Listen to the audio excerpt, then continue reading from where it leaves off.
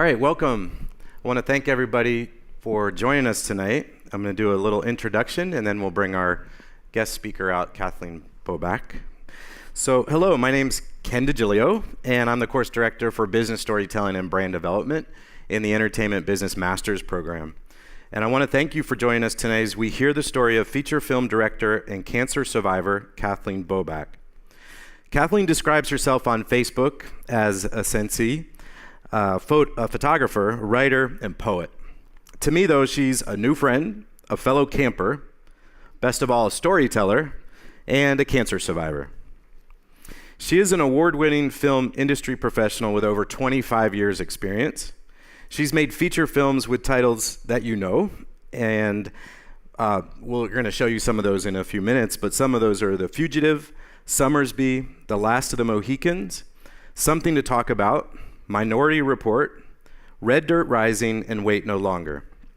And obviously you know that Titanic is one of those big ones as well. So in my class, I teach my students about branding and storytelling. And one of the quotes that I like is as follows: "A brand without a story is just a trademark." Kathleen knows how to build story in everything that she does, and some of her success is from that, and you're going to hear that firsthand tonight. She brings her own unique life's experience and perspective through the films that she's worked on, and she's here to tell her authentic story. So everyone, please help me welcome Kathleen to Full Sail University.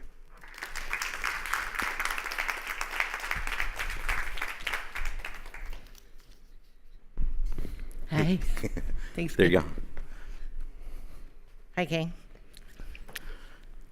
So, I worked in the film industry, and one of the films I'm most proud of is a little movie called Titanic. Did anybody happen to see it? Okay, good. I didn't want to be the only one. That's good. So, we were filming at Christmas time in Mexico in freezing cold water when all the mayhem was breaking loose. And I was out in the water with all my background extras. And so I tried to entertain them, so I would write a little ditty song, and my ditty song for that went like this. Well, the water temperature is frightful. The funnel's falling, it's quite an eyeful. The ship is going down. We're gonna drown, gonna drown, gonna drown. Yep, the ship's going down. And Jack and Rose with it. And like you, I knew how the film would end. The Titanic sinks. But is that really the heart of the story? If you did see the film, I think you know Rose's story is about finding herself and living life to the fullest and leaving her status quo behind. Well, I think I now relate to Rose more than ever. Because, you see, I faced my own Titanic in the form of cancer, not once, but twice. And in doing so, I found the courage to see life in a new way and to let go of my old fears. It's an interesting analogy, I think. You see, they called the Titanic the ship of dreams. And just like you students at this young point in your life, when all your dreams are ahead of you, you put your trust in that Mr. Andrews has built you a good ship. But when you face something like cancer, you only have one dream, and that's to get well. And just like the people on the Titanic, their dream became but one, and that was to survive. You see, they thought of the Titanic as unsinkable. And while Mr. Andrews had built a good ship, unfortunately, the ship was not in Mr. Andrews' hands. The ship instead was driven by the powers that be. What were those powers? Well, to the captain, his image and the legacy of a final voyage. To Mr. Ismay, power and prestige. And to the White Star Line, money and control. So you may be asking yourself at this point, well, Kathleen, what has all this got to do with cancer? You see, cancer was my Jack. Cancer was my chance to see the world and the powers that be through new eyes. And what I saw, I didn't like. And it strikes me that in our own way, we're all on a big ship of fools right now with blinders on, unable to see the iceberg that's about to run into our ships. The Titanic of our lives, as I've seen it, comes in the form of what I'd like to call sick care, because it's certainly not health care. And it's not a form of wellness that teaches us to live a life of nutrition and good health, and to look for the cause of symptoms we have, and not just try to patch the holes in the sides of our ship or shut the bulkhead doors. The Titanic of our lives, as I see it, comes in the form of genetically modified frankenfoods, for which we dump over 250 pounds of pesticides on our planet per day, per person, destroying our food supply, our soils, and our bodies. The Titanic of our lives comes in a medical model that is not designed to heal us. It's a medical model designed to line the pockets of our version of the White Star Line, which are men and women in white coats who tell us their version of medical care is unsinkable and the only way to sail your ship. The Titanic of our lives is in being one of only 2 countries in the world that allows for pharmaceutical advertising where we buy into the language of side effects.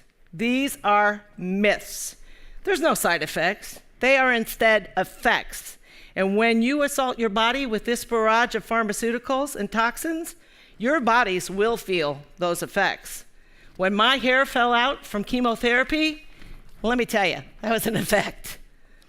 The Titanic of our lives are the questions we don't ask as the people still in steerage about pharmaceuticals and vaccines that are shot into our arms without questioning the efficacy of the ingredients like mercury, aluminum, formaldehyde, and polysorbate 80.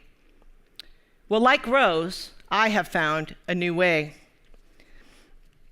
I have sought out ways to heal in the form of functional medicine, integrative medicine, great organic foods, nutrition, and learning about our microbiome and the elements that are there for all of us, so ready and healing. In finding my way to actual healing, I've left the years of pain of fibromyalgia and thyroid dysfunction behind. Like Rose, I have given the proverbial finger to the pharmaceuticals, 9 in all, that allopathic doctors would keep me glued to this day. These pharmaceuticals were killing me and destroying my immune system. Like Rose, I have the joy of riding horses or ziplining or all of the joys that were no longer mine when I bought into a language of conventional wisdoms and a life of excruciating physical pain. And like Rose, I find incredible joy at my life, and I plan to live, really live, to a ripe old age, as she did. So my challenge to you today is to encourage you to take the blinders off. Take a step back. Look around. Be willing to challenge the status quo of your lives and to do the thing that you come to college to do, to ask questions, to ask why. Like Rose, I encourage you to go out and ask every day of your life, where are the lifeboats? And if not, you need to seek your own raft. Will you see the iceberg that's headed your way?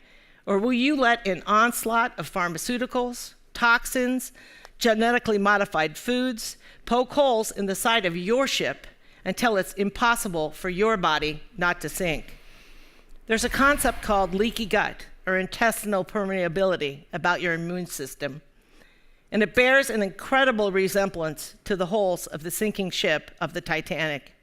And it comes in the form of hundreds of autoimmune diseases that our country is crumbling under.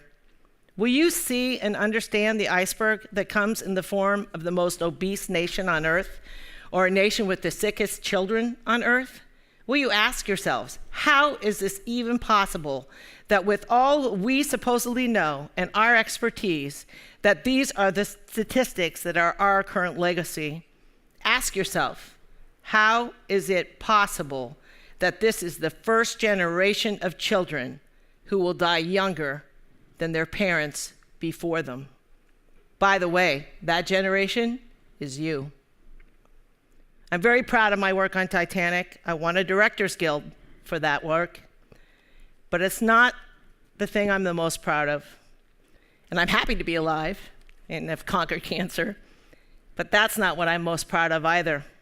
I'm proud of jumping off the safety of the so-called medical raft that barely kept me afloat. I'm proud of changing my life new through an understanding of nutrition and wellness and health that we all have within us. And like Rose, I chose to jump off that barely floating raft and blow the whistle and say, come back to yourselves, find the healing that's within you, and look around the world and help it heal too. Will you change your own lifestyle and become your own lifeboat? I encourage all of you to be your own Mr. Andrews and build your body to be a good ship, one that is sound in immunity and built to last a lifetime, and to question all that you see fit when it comes to the nutrition and the health of the world around you. Thank you.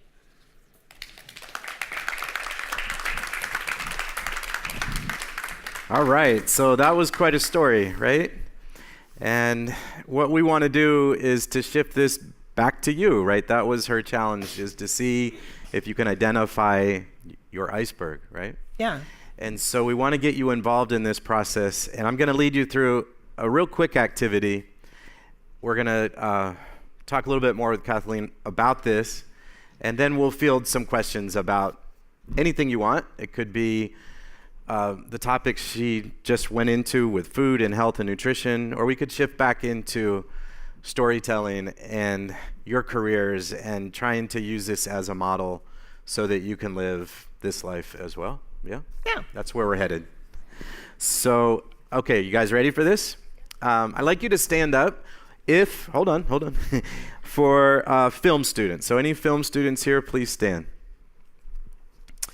And okay, so I'm just going to go through a few degrees here, and we should get to see where you are to get to know you a little bit better. Any business students, both undergrad and masters, please stand. And recording arts. No, recording arts. Everybody stand. Recording arts. And our staff and guests. And staff and guests. Who else is not standing? Everybody should be up, right? So she was able to tell a little bit about this, about who you are, and now go ahead and lead us to the next step. So I have a question. So anybody that has a family member or a dear friend, someone in their lives that has been touched by cancer, please sit down. Anybody in this room that has a friend or a family member that has dealt with heart disease or stroke or Alzheimer's, please sit down. I don't even think I need to get to my next question.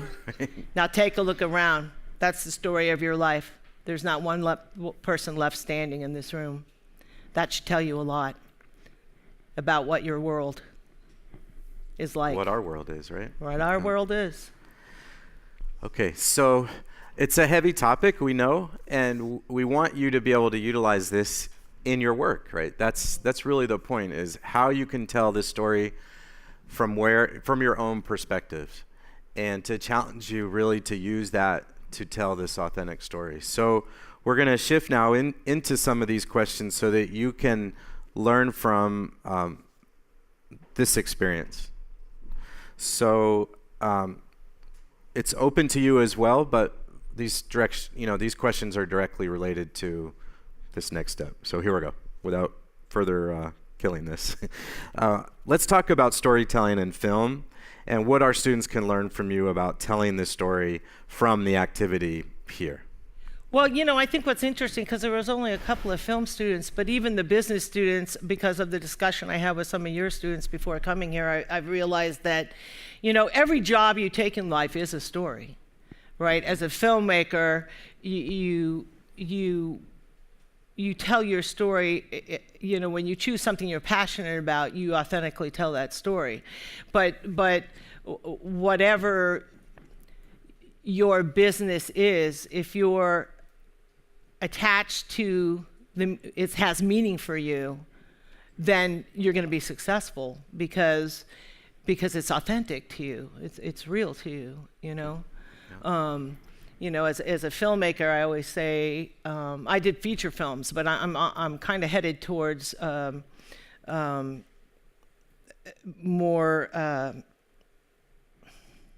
can't think of the word. Interviews and documentary. Thank you. And I always say, people ask, because I've done a lot of period movies, and my film Wait No Longer is a period movie, and it's about civil rights, but people always say it's a documentary, and I say, well, no, it's a feature film. So when you look at the stories you want to tell, whether you're marching on the street, whatever it is, right, you can look at a story in two ways. You can look at, like a feature film looks at a story from the inside looking out, right? So the characters become real, and you tell the story that way. And or you look at a documentary and you're telling the story from an outside looking in. So I think you're successful in telling your story when you're passionate about it, and B, you choose kind of a route that will work well for whatever field you're in. I can see how you can do that in business just as well as whether you're making a film. We were talking about the songwriters here, and talking about Bob Marley, and like in the 60s, every song was about something you cared about, and you don't see that as much anymore in terms of people telling their stories. It's an important aspect of how you brand yourself, how you get out there, So this carries on, but maybe go a little bit deeper in terms of the trends related to technology and social media, where everyone can be a content creator. Well, so maybe give them some tips about that a little bit more. It's interesting to me because, when I would have said, like, if you want to be in feature film, go to Atlanta right now, especially. And any filmmakers in the room probably know that, right? But there's such a change from when I was in film to now, and such an opportunity on the net and whatnot to have a huge voice. There's when it comes to things about medicine and GMOs and all kinds of things that I have concerns about, there's so many opportunities to find and connect with people online. So we're in a much different way, I'm sure, as you well know, of getting your story out there, right? And like, even if you think of a product that somebody's marketing, let's say it's an organic. Well, that's the story. It's organic. So anything that you are selling, for lack of a better term, the imprint you want to make, as you tell it through stories, whether internally or externally, it comes more to life that way. Okay. It comes more real because it's real to you at that point. It's much more real to you. You mentioned this a little bit about some of your interests, and I wanted to give you the opportunity to talk about how you've been able to grow your professional network and use some of those skills to kind of learn more about what you're doing. So maybe you could tell us about that a little bit. Well, nowadays, because I'm so passionate about where I'm going with the planet and how I feel about our food supply and everything else, I've been connecting out in that world. We are lucky to have a representative here that managed the march against Monsanto here in Orlando. You guys are lucky to have had it. It's a big deal. So you start connecting with those people. So I was listening to a series called GMOs Revealed, and there was a mom who started the march against Monsanto, and she ended up with 3 million people around the world that went for that march. And believe me, they're trying to stop your voices, so having a voice is a really big deal. Whether it's small videos online, whether it's song, finding that real voice within you is a really big deal, because people will hear you, and that's the difference, So I reached out to them, and who knows?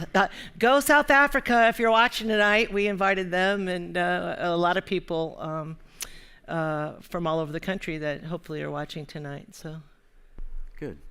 because it's 1 a.m. in South Africa, so if you're there, I wanted to acknowledge them. So that sheds some light on your passion, obviously, Yeah. and your conviction to helping people discover more about being healthy, right?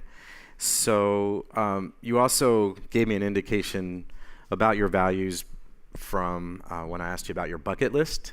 Oh, so why don't you geez. tell them what your response was when I asked you about your bucket list? I hate bucket lists. I think they're the stupidest things on the planet. Like, here's the thing. This is my list. I'm living it right now, right? Every single thing I do is my bucket list. And I think I might have told you this story once, but it kind of is apropos. I wrote Dr. Oz once because I was so damn pissed off. Because he always says to die for. And it just made me so, I'm like, this is a show about living. Can you please say that's to live for? So that's kind of my motto. So the whole bucket list thing seems so silly to me. You should be about your bucket list in everything you do in life. You should. That's good. So tell us what's next. What are I'm you going to doing next? China. Yeah, I'm going to learn some healing in China in October. And I'm going to the Truth About Cancer conference that's here in Orlando in early October. There's some of the most incredible healers in the newest avenues of real healing in the world going to be speaking there. And I'm making my way. I'm going camping in my little teardrop trailer just because I can. And I'm writing stories, and I'm shooting videos to help people tell their stories. I'm meeting remarkable people on this journey, and it's, I was never all that. I've never been starstruck. It was nice to meet, Harrison Ford or whoever, but I'm more excited about meeting these people at the health conference than anybody else I've ever met, really. All right, so you can tell she has many, many stories, and we have a technical. The white paper. Okay, so we're going to open this up and let you guys ask some questions. We'd like you to raise your hand, and they'll bring you the mic. So if anybody have any questions, otherwise I can ask a few more up here, but I want you to be able to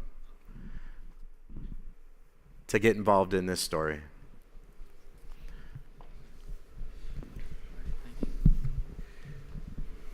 Hello, Kathleen. Hi. Hello, everyone here. My name is Avion, and we spoke back there, but I just wanted you to go a little more in depth about Monsanto in case there's other people here who don't know too much about that organization.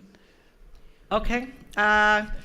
Monsanto was a chemical company founded in 1901. Actually, I happen to know a little bit about this, and I should have prepared a little bit more on that. But they made aspartame, which turned out to be a really bad thing that killed us. And it was actually a war agent that somebody happened to just taste once, and that's how it became a sugar for you.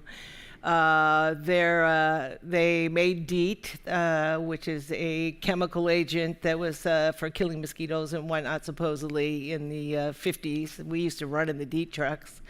And that, of course, got pulled from the market because it was killing you. And they're renowned for Agent Orange, which they dropped on the forests of Vietnam in order to slaughter people there so they could get a better look at them. And now they're using that same element to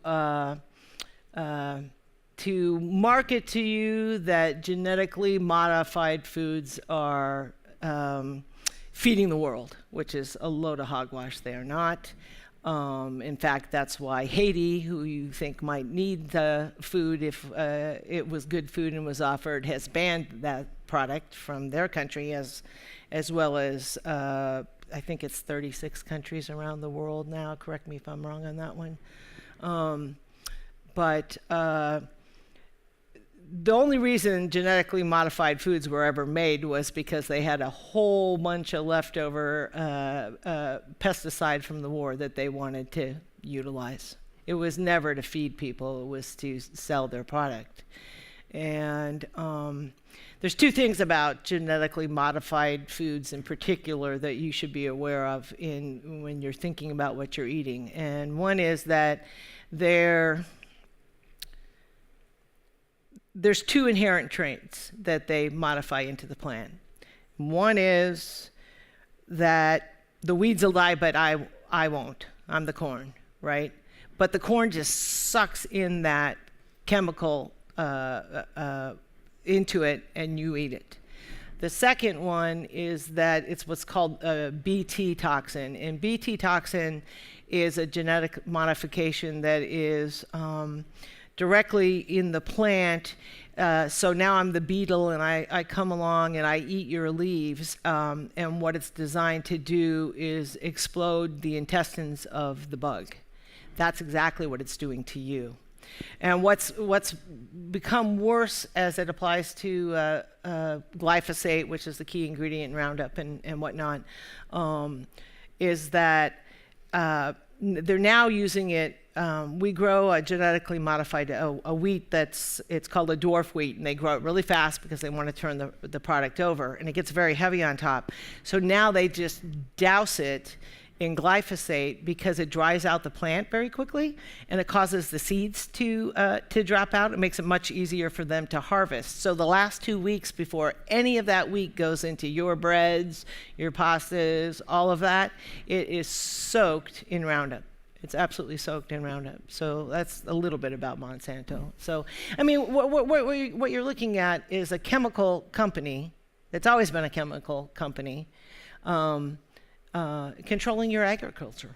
And that's what you're looking at. That's the voice you need, because it's ugly. And in the last year, I think it was 2016, unfortunately, President Obama at that time signed what's called the DARK Act into law. The DARK Act seeks to hide GMOs in your products so that you can't know if a GMO is in your food.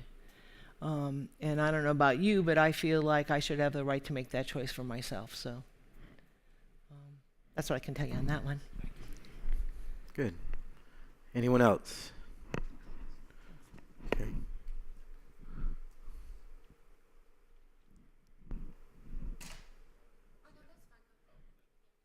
How's everyone doing? Oh, there we go. How's everyone doing? I'm John, by the way. Hi, John. Can I ask you a personal and honest question? Oh, sure. And I'm hoping that everybody in here can relate. Based on your profession and what you've gone through with cancer, I guess my question is, how do you cope with uncertainty? Like, I'm 26, I've been wanting to do this music thing and start my business for a long time. But, as I get older, that sense of drive and that vision I had, tends to digress. The only thing I have is like this urge to push and keep going, and I'm not sure why. And I know that every day, like you said, the bucket list thing, you should be working towards your goals every day. And I try to do that, but, there's going to get a point where we all graduate and we got to go out here and try to make money and try to make a difference. Right. And I'm getting this feeling of cold feet, and I'm trying to figure out how to cope with that. And, I want to say that I'm confident, and there's times that I'm not. And I want to try to find a way to distill that confidence. And because I'm here because I have a passion in what I do, and I feel like I know what I'm doing. But I don't want to lose that drive, as I continue to go down this career path. Thank you, John, for that question, because that's a really great question. And, it kind of plays into so many ways, like how I got here, because, I was all about film, and I was good at it, and I still am, right? but I realized, and you'll realize it too, your life will change.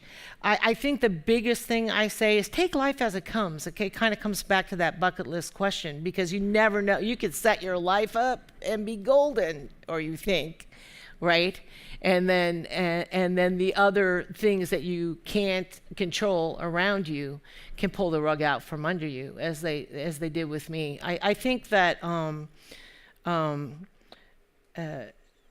one of the things is, it's kind of like stepping out of your own way, out of your own head, and let life do its thing sometimes, right? Because that doesn't take from your drive. You want to know how I got to this health journey?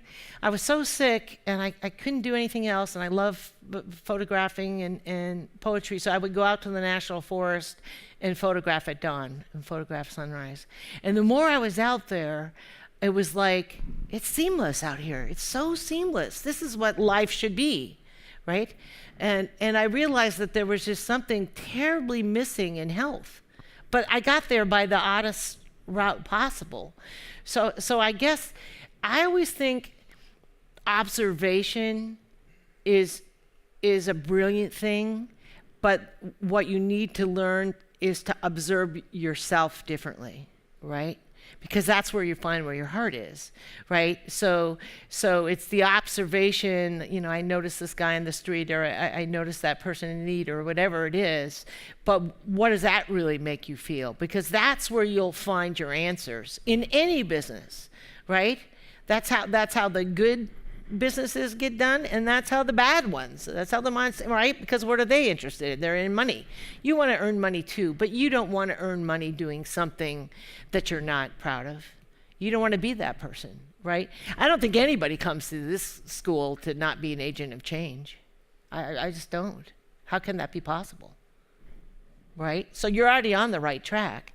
But listen to your heart. It'll tell you. It'll really tell you. You're welcome.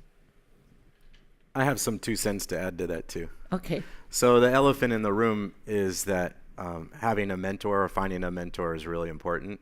In fact, I just recently met Kathleen and asked her to help me with that, right? And that's exactly what she did that next minute, right? You helped me prepare for my presentation that I was doing, and she jumped right in. So finding people that can really help you, and it doesn't have to be it could be right there in front of you to ask somebody, hey, what do you think of this? Or would you mind helping me out? Or, so just take it for what it is, like she said. And we were just out camping on the 4th of July, right? Right? Yeah. 2 goofy people going, I'm just going to go do this, you know what I mean? Yeah. And that's how I met him, and it was great. And, but when I was 23, I was in grad school. I had my major professor, Dr. Cheryl Beeler. I can give her props. And later, Fran Manella. And both of those women helped mentor me. And I was able to ask questions. They opened doors for me because I didn't know. I was in the same shoes you are, and I still am. In a way, I'm still looking for answers to be solved that I don't know. But I have to trust in the things that I do know. Like you said, I'm really good at some things, and play up what you're good at, and ask people for some direction sometimes. And don't be afraid to ask, Yeah. And it's like saying, or go volunteer, because that's where great mentors are too, right? And they still lead you to jobs because you're in a framework where people are in need and are working, and that leads to ideas. It leads to development, There's always a great way to make a difference, and never assume that, that's why my everyday, right? Like I go to get this extra tent thing that I wanted for over the picnic table for because I got poured on anyway. And after I met Ken, but I had this really weird feeling like when I was going, and I talked to some of these gentlemen about vaccines before we came in here today, and so I'm with the husband, and we're trying to put up the tent because I'm trying to see if I can do it myself, this thing. And we're doing it upside down, so she comes out, and she's like, oh, geez, you guys are a mess, put it up right. But they both happen to mention while we were working with the tent, that they had a handicapped child. I knew instantly that it was a vaccine-damaged child.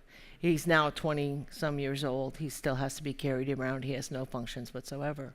I ended up being with them for 3.5 hours, and heard a remarkable story about the law that was passed in 1986 in this country about vaccines that keeps the vaccine companies indemnified from being able to be sued. So we basically lost our Seventh Amendment rights in 1986 in this country, and it's why you see these huge amounts of vaccine commercials all the time now, because they don't do any testing on them and they can put them to market very quickly because you can't sue them. And the story that they told me about being one of the first people in the vaccine court, which is what it's called, it was just astonishing and powerful, you know. And it was, once again, I'm seeing my filmmaking wheels turning, go, how do I tell this story, you know? And maybe sometimes, John, maybe the story isn't totally your story, right? Maybe it's someone else's. That's why I kind of said, like, stand up in this room so the filmmakers could go, wow, you got a slew of people here that you can talk to if you found a powerful story that moves you. Here's everyone you need standing right in this room who's been touched by something in their lives, right? So sometimes the story isn't like you said, a musician too. Yeah, isn't completely yours, but maybe it's the story of all of us, you know, in some ways. Awesome. There's a question over here. Hi, everyone. Hi, Kathleen. Hi. My name is Ina, and I'm a student at the Entertainment Business Masters. Okay. I actually have a personal question to you about nutrition. Maybe you can share with us some resources where we can learn more about what we put in our body, how to actually get better. Because just recently I was watching all those documentaries, and you believe like fat-free, oh, it's better for you. It's all about money nowadays. Right. When was your break-even point? Like, okay, the medicine doesn't work. I know I need to learn by myself. Like, how you did it? Right. I started learning through the internet more than anything, because now we have that opportunity for people to have actual voices that aren't managed by the powers that be, the white star lines, so to speak, to keep us from hearing the truth about things, right? Like fat-free or whatever. Well, turns out fats are pretty doggone good for you, and your body needs cholesterol, something fierce, right? So I think I want to say two things that may be a little off course for your question, but I hope it'll get there. One is that I often hear from people all the time, because I try to help my friends and whatever, and they say, I can't afford to eat organic or GMO or whatever, right? Non-GMO. And I say that eating healthy will never bankrupt you. But I can tell you firsthand that cancer will, and very quickly, because I've been there. So that alone should be a motivator. But I also say I understand how people get overwhelmed. They get very overwhelmed very quickly, right? So don't try to, you're not trying to eat the whole apple in one sitting, you know? If you do one thing a week, change one thing. Get the plastics out of your house, and don't buy into the language that if it's BST free, somehow it's now good plastic. It's not. It's bad. It's petroleum, and it seeps into your food. So get the plastic out. I go down to Publix or any store and get a case of ball jars. It looks pretty in your fridge. You see your food. It's clean. It's nice. You can look up online a thing called the Clean 15 and the Dirty Dozen. Right, so that can point you at fruits and vegetables that are the most sprayed and toxic, and the least. So if you can't find what you want entirely, not knowing whether it's GMO or not, at least you can try to. I go to the farmers markets. I love the farmers markets, and it's amazing what we have now, you guys. I got a farmer who's in a collective. They deliver to me for free. I get fresh milk. I get fresh vegetables, all in season. I get meats, all grass-fed, grass-finished. It's amazing what's out there for you. It's really exciting because I interview these farmers, and there's such wonderful people that are really trying to make great food for you. But I think I'm not one particular diet over another, whether it's vegan or paleo or veggies or whatever. I do think that the veggies are, from what I know from a medical perspective, are incredibly important to your diet. I myself am grain-free. And it wasn't that hard. I was a pastaholic, let me tell you. And I mean, seriously, every meal that came to that hospital room from my friends, because I wasn't eating what it was, carbonara, right? And I say just start with small things. Get rid of the aluminum. Aluminum is a huge hazard. It's in your toothpaste. It's in your deodorants. Get rid of it. It's a very big deal, and that's also what's in your vaccines, because it jumps the blood-brain barrier. It goes straight to your brain. It's terribly linked to Alzheimer's and many, many things, including aluminum foil. I'm talking about plastic wrap. I'm talking about all that stuff. You need to take it out of your house. Two of the things I say to people is detox your kitchen and your bathroom. Start there before you detox you, right? And then you can start working on detoxing you. There's a lot of vitamins that I think are quite good. A mycelated D with K2, I think, is huge for people. Selenium, of course, and CoQ10, without question. But there's a lot of things you can do to detoxify yourself and get started down that path. And you just have to make that commitment in terms of clean foods, what is known as clean foods. And if you don't know what that is, look it up. Put it online. Start learning what clean foods is. There's lots of great seminars that they come around, they rotate around. The Truth About Cancer, the Truth About Vaccines, GMOs Revealed is going to replay all weekend coming up probably, because they usually do. It's playing right now. Tonight's the last episode. It'll play for 24 hours. I recommend you watch it. You just need to sign on to their website, and then you'll be able to watch them. And there was a speaker last night on episode 8. Her name is Stephanie Seneff. And Seneff. She's a researcher at MIT, and she's unbelievable. And she's well worth a listen. So if they do the 24-hour or 48-hour weekend replay, you should definitely watch that episode. I wouldn't miss it. Okay, I think we have... Did that answer your question? Absolutely, thank you. Okay, good. maybe one or two more questions. We have one in the front.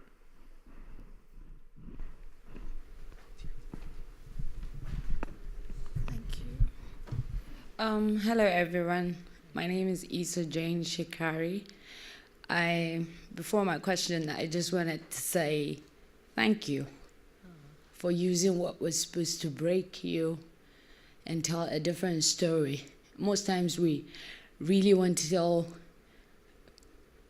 the positive stories or stories that people really want to hear, and not necessarily what people don't want to hear. So I just wanted to appreciate you.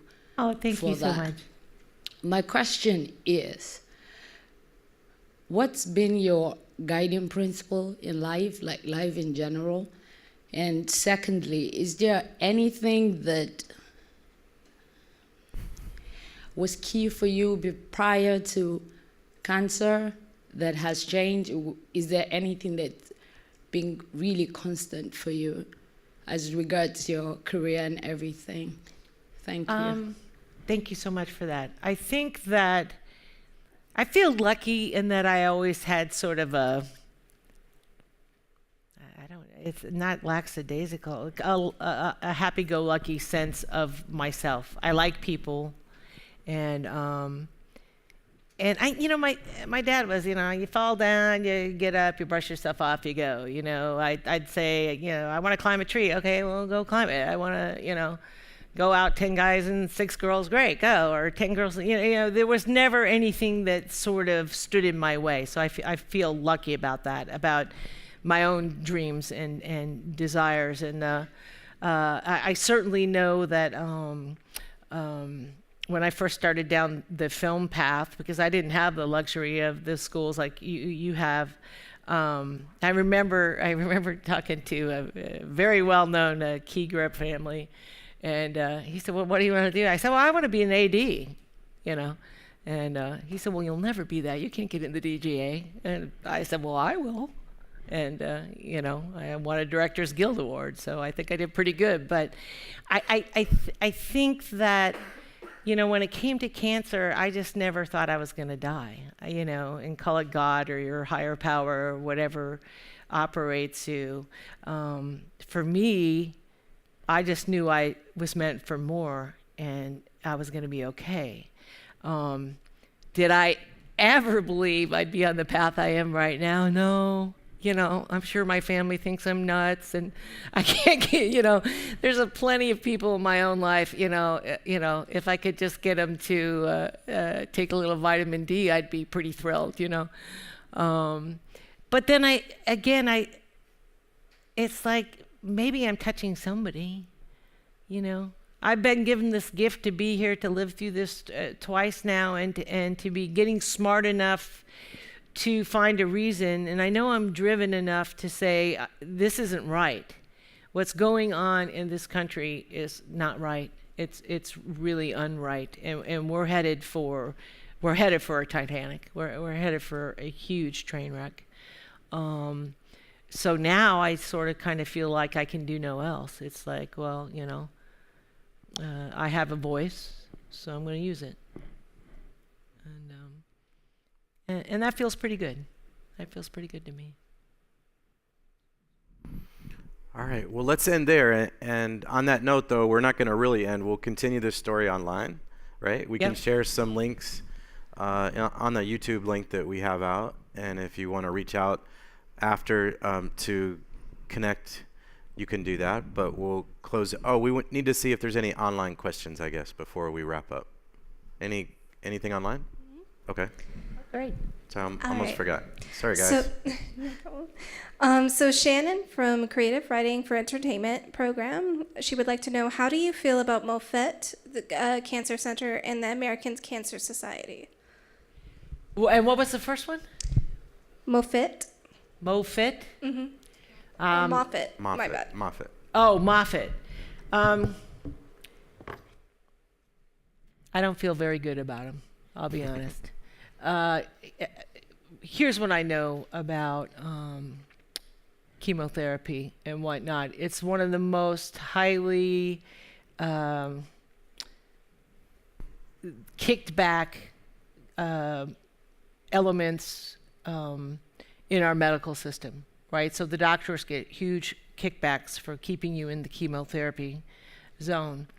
In California, if I'm an oncologist, I'm not even legally allowed to talk to you about anything holistic or not. Now, I'm not saying you shouldn't talk to your doctors, and I'm not saying that you shouldn't choose a course of action for yourself that you see fit. But I will say this. What we know about the microbiome now in our intestinal tract and how our immune system works, and what we know for a fact in that when you have cancer, when you have thyroid disease, when you have any of these diseases, your immune system is not healthy, right? I didn't get the cancer when I found that lump that day, right? It took 10 years, 15 years for that cancer to be growing. Right? So you tend to get rushed into a course of action that you know very little about. You certainly don't know what your alternatives are, right? The other things. And at the very least, they're not even remotely trying to boost your immune system before you go down a chemical derision that's going to, without question, compromise that, right? So at the very least, even if you're going down an allopathic method, I think the bigger question is we need to find a way in this country to marry the two together, right? So like I go to my doctor, I can't get him to listen to anything about the things I'm doing allopathic wise, which by the way got me off all those medications, right? And so I was saying to these guys, listen, if I pay for my car insurance, I get the things I want. If I'm paying for insurance, why can't I get the medications, take the medical routes that I want to choose for my body? If I want to have a vaccine or have a vaccine in my child, I should have that choice. California just passed a law, mandatory vaccination. There isn't a religious relief, nothing. That's your body. That is your bloodstream. You should have that right to make that choice for yourself. And so it's not any one particular agency. I can't speak to those in particular, right? But it's the medical model at large that I also think it's just not working. More people die from the treatments from cancer than they ever do from the actual cancer. And there are other alternatives, and if I had it all to do again, I would certainly do things much differently, yeah. All right, so we want to thank Kathleen for coming and give her a round of applause, please. Thank you, guys. And thank you so much. we both want you to stay healthy and keep telling your story, right? Yep. That's why we're here tonight. Thank you guys so Thank much you. for coming. I really appreciate it.